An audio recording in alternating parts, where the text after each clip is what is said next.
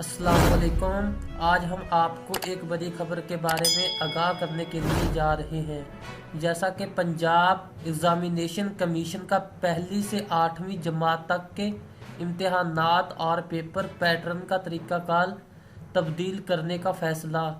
Pack نے امتحانی نظام میں تبدیلیوں پر کام شروع کر دیا۔ پائلٹ پروجیکٹ میں کامیابی کے بعد موجودہ امتحانی نظام تبدیل کر دیا جائے گا۔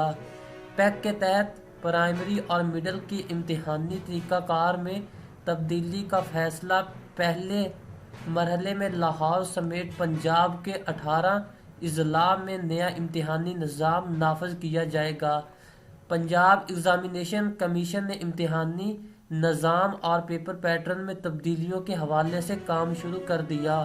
پنجاب ایگزامینیشن کمیشن 9 پیک ادارے سے مل کر سرکاری اسکولوں میں ریسرچ ورک کرے گا۔